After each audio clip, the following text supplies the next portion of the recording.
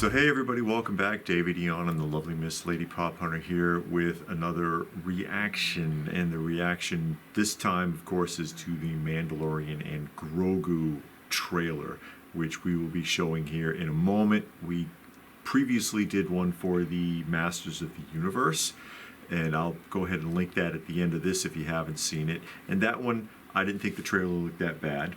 We talked about it, and again, I'll link it at the end. But right now, let's take a look at the new trailer, not the Super Bowl trailer, and I'll bring that up in a minute, but the new trailer for the Mandalorian and Grogu upcoming film.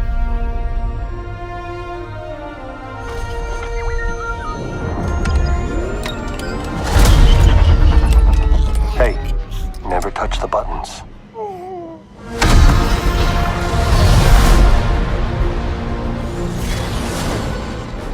I can use some information. Whoa, for this price, I'll tell you whatever you want. I'm looking for a hut. Close for the night. Thank you. Gangsters, war criminals. Long live the Empire. We'll take out every bad guy in your deck of cards.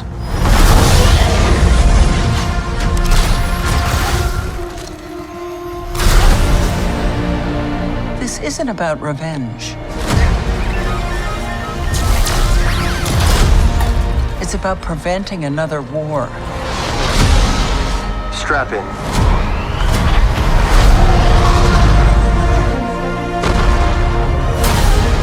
You will suffer. And then it will be his turn. Before going into harm's way, check your armor. The kid will live centuries beyond me. I won't always be around to protect him. Are you scared? You should be. Do we run? Or do we fight? I like this kid.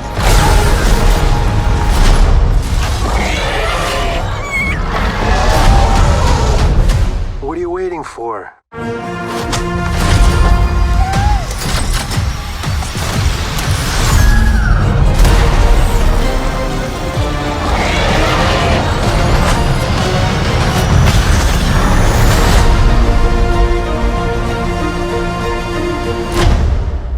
Let's save the rest for after dinner. Okay, and we are back. And first impressions.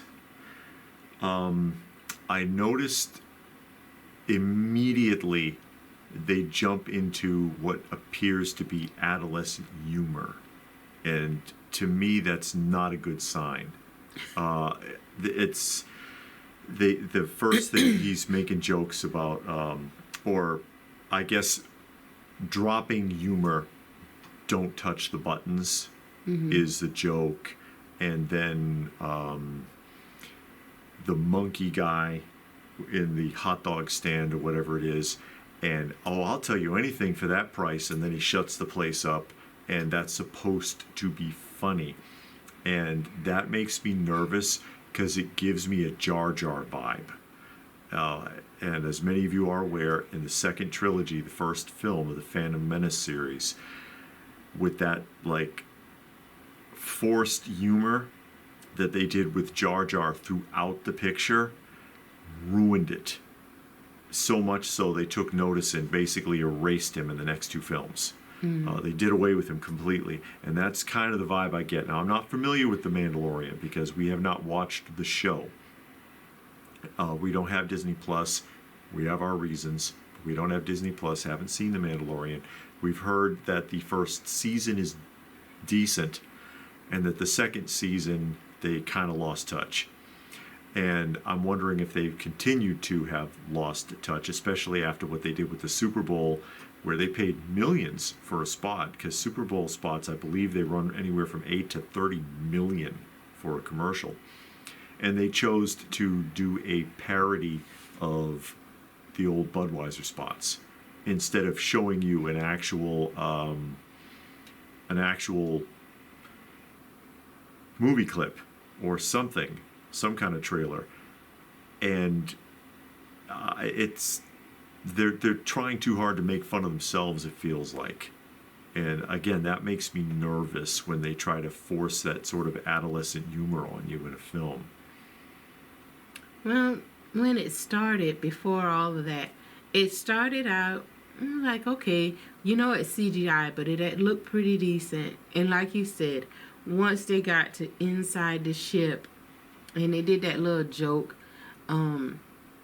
that kind of was like, oh boy, here we go. I know it's not Marvel, but it's that Disney Marvel humor. All of them are the same, Disney owned Marvel. Yeah. So it's all the same, and sometimes you just need to let that go. Everything is not funny. Everybody doesn't want to see a comedy or a dramedy or whatever. I'm not familiar. Well, okay, I have watched some of the Star Wars. I'm not familiar with Mandalorian at all. This trailer didn't tell me anything. I don't know what's going on. All I know is Sigourney Weaver said, this is not revenge. Okay. Who wants revenge? Revenge for what? And I think we did a video, or we talked about it on a live stream, about modern trailers. It tells you absolutely nothing. Something that the Masters trailer got right. Yeah, they did tell you what was going on. They assumed everybody doesn't know the canon, and they gave you an idea. This didn't tell me anything, and I'm guessing they're thinking, okay, you have watched the last 2-3 seasons, however many seasons of Mandalorian there is, you've watched it. So you know what the problem is, what we're talking about, basically. And it's like, okay, you putting out a trailer on TV or whatever you're doing, everybody doesn't know what's going on. At least give me some plot. I mean, you don't reveal the plot, but you let me know something. Who's in the movie? You remember when you used to watch a movie, they give you the cast, the name of the cast, what the movie's about? Yeah, watch any of the old trailers on the YouTube, and you'll see what we're saying. Yeah, I found that annoying, and I find that annoying about commercials. I don't know what they're selling to me. I find that annoying about TV trailers and movie trailers. But all in all, I think the CGI looked good compared to some of the other modern shows where you watch the CGI and you could tell, like, okay, that looks awful. It looks like the CGI, just from that little bit we saw, the CGI looked decent. Okay. I can't say what the dialogue was like. Now, when the guy... I thought the dialogue actually was a bit primitive. Well, I feel like they're aiming this at a young audience, which is a mistake.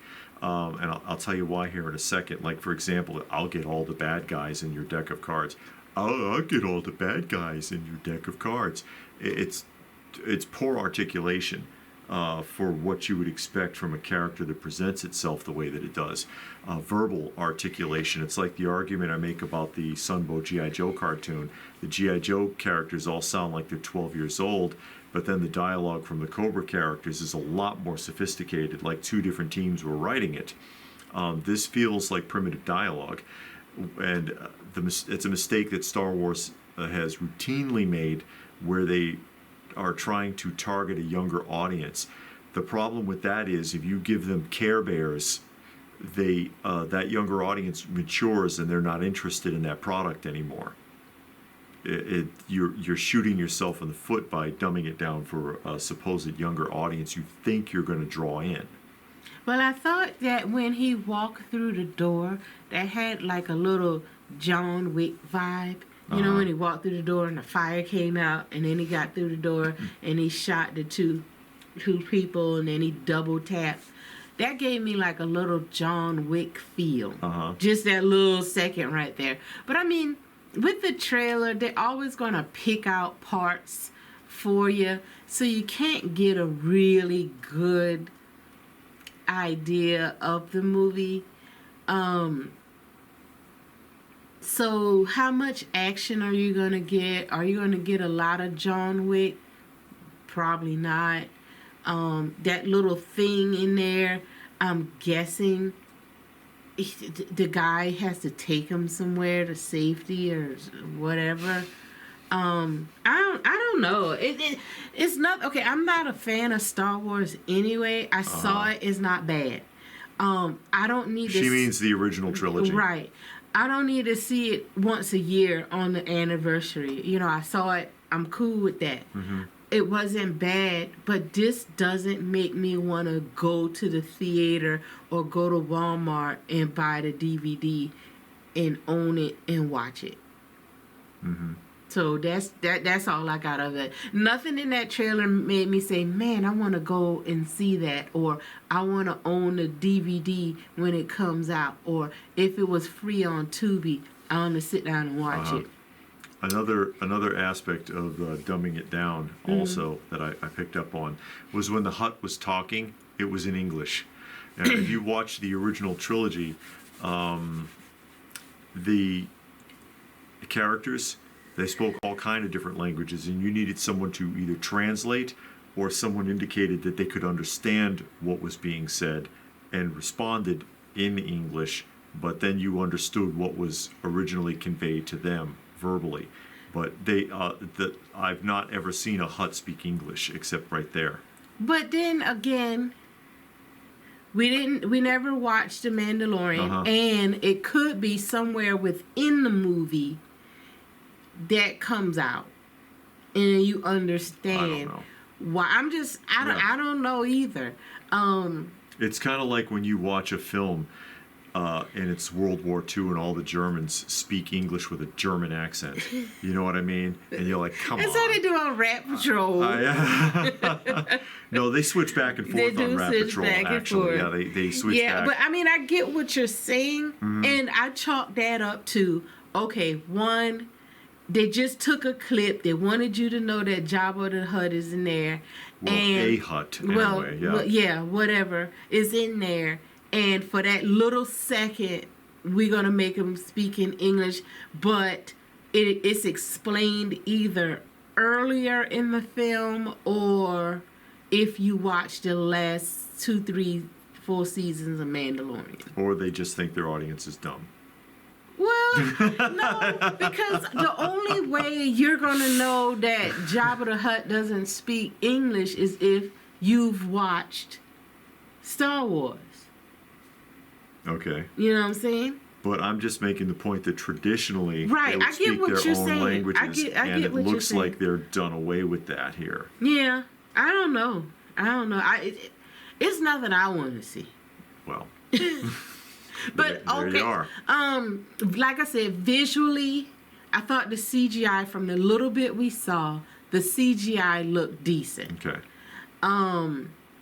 I wasn't impressed with the humor in it, and in that little 2 minutes, I think it did feel like a lot of humor was in that little, crammed in that little 2 minutes. Yeah, it feels like it's for kids. But now, again, is that throughout the 3-hour-long movie? Cross your fingers. You know, so you got to take a lot of things into consideration. But if it's not, I wish they had picked out some better clips, or at least have some narration telling you what the movie's about. Just giving me a little plot without revealing the plot or something. Just nothing I want to see. Okay, well, there you are, folks. I mean, and you could have an entirely different opinion. Yeah. And that's fine.